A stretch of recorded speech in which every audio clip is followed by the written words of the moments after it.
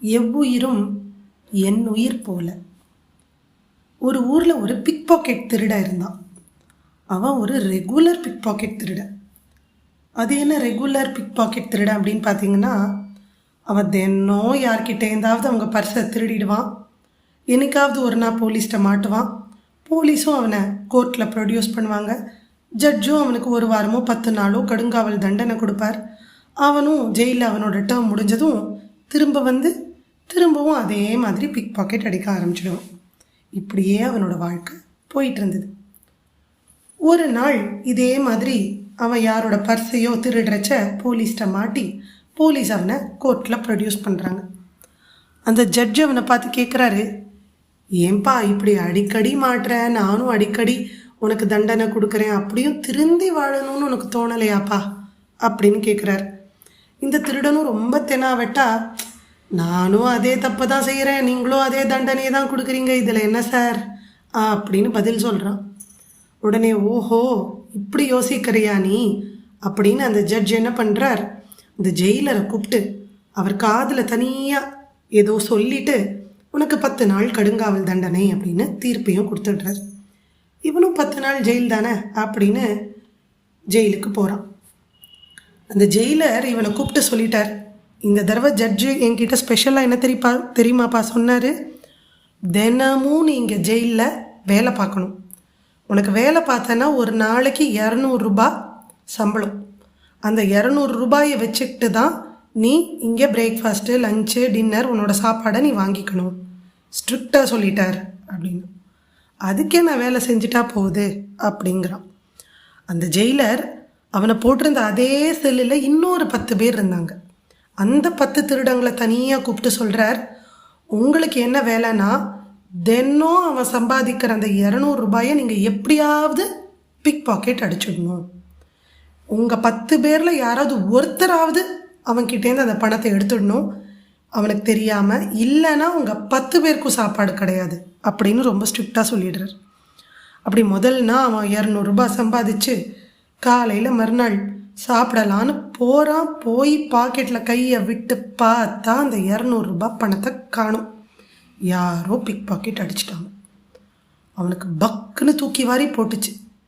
இன்றைக்கி சாப்பாடு இல்லையே நமக்கு அப்படின்னு. இன்றைக்கி ஒரு நாள் சாப்பாடு போட்டுருங்க, யாரோ பணத்தை எடுத்துட்டாங்க போல், நாளைக்கு நான் தந்துடுறேன் அப்படிங்கிறான். ஜெயிலர் ஸ்ட்ரிக்டாக சொல்லிட்டாரு, பணம் இல்லைன்னா சாப்பாடு கிடையாது. அவனுக்கு ரொம்ப வருத்தமாக போயிடுது. தண்ணி குடிச்சிட்டு வெறும் தண்ணியை மட்டும் குடிச்சிட்டு போய் படுத்துடுறான். அன்றைக்கி வேலையெல்லாம் செஞ்சு 200 ரூபாய் சம்பாதிச்சு மறுநாள் பயங்கர பசியில் இருக்கான். இன்றைக்காவது போய் சாப்பிடணும் அப்படின்னு போகிறான். போய் பார்த்தா பாக்கெட்டில் இன்றைக்கும் 200 ரூபாய் பணத்தை காணோம். யாரோ பிக் பாக்கெட் அடிச்சிட்டாங்க. அவனுக்கு ரொம்ப வயிற்றுச்சலாக இருக்குது. இவ்வளவு பசியில் இருக்கேன், என் பணத்தை சாப்பிட்றதுக்காக வச்சுருந்த பணத்தை யாரா இப்படி பிக் பாக்கெட் அடித்தாங்க அப்படின்னு கத்துறான், கதறான். யாரும் சாப்பாடு கொடுக்கல. அழுதுகிட்டே தண்ணியை மட்டும் குடிச்சிட்டு போய் படுத்துடுறான். அன்றைக்கும் மறுநாள் இன்றைக்கி ரொம்ப பத்திரமா அந்த பணத்தை வச்சுக்கணும் அப்படின்னு ஜாகிரதையாக வச்சுக்கிட்டு காலையில் சாப்பிட போகிறான். இன்றைக்கும் பணத்தை எடுக்கலான்னு பாக்கெட்டில் கை விடுறான். பாக்கெட்டில் பணம் இல்லை, யாரோ பிக் பாக்கெட் அடிச்சிட்டாங்க. அவனால் தாங்க முடியல. தரையில் விழுந்து உருண்டு புரண்டு அழறான். இது நியாயமாக இருக்கா? இது யாருக்காவது அடுக்குமா? ஒருத்தர் 2 நாளாக சாப்பிடலை, பசியில் வாடுறேன், துடிக்கிறேன், ஒரு வாய் சாப்பாடுக்கு வச்சுருந்த பணத்தை இப்படி எடுத்திருக்காங்களே அப்படின்னு அழறான், தவிக்கிறான். இதெல்லாம் பார்க்குறச்ச அவன்கிட்டேருந்து அந்த பிக் பாக்கெட் அடித்த அந்த 10 பேருக்குமே ரொம்ப வருத்தமாக இருக்குது. கண்ணுக்கு முன்னாடி ஒருத்தன் இப்படி பசி பசி பசின்னு 3 நாளாக அழறச்ச நம்மளால் எதுவுமே பண்ண முடியலையே அப்படின்னு அவங்களுக்கும் ரொம்ப வருத்தமாக இருக்குது. அவன் தாங்க முடியாமல் சுருண்டு மயங்கி விழற நிலைமையில் இருக்கிறச்ச அந்த ஜெயிலர் வந்து சொல்கிறார், தம்பி இப்போ புரியுதா? நம்ம அடுத்தவங்களுக்கு சொந்தமான பணத்தை நம்ம எடுக்கும்போது உனக்கு அதோட வேல்யூ தெரியல. இப்போ நீ உழைச்சி சம்பாதிச்ச பணம் உன்னோட சாப்பாடுக்கே அது இல்லாமல் அதை யாராவது திருடும்போது அது எப்படி இருக்குது பார்த்தியா அப்படின்னதும் அவனுக்கு பதில் வரலையா. கண்களில் கண்ணீர் தான் வருதான். அதை பார்த்துட்டு இருந்த அந்த 10 திருடர்களுக்கும் கண்ணில் தண்ணி வருது. ஏன்னா இனிமே அவங்க சொன்னாங்க, நாங்கள் யாரோட காசுக்கும் ஆசைப்பட மாட்டோம் சார்.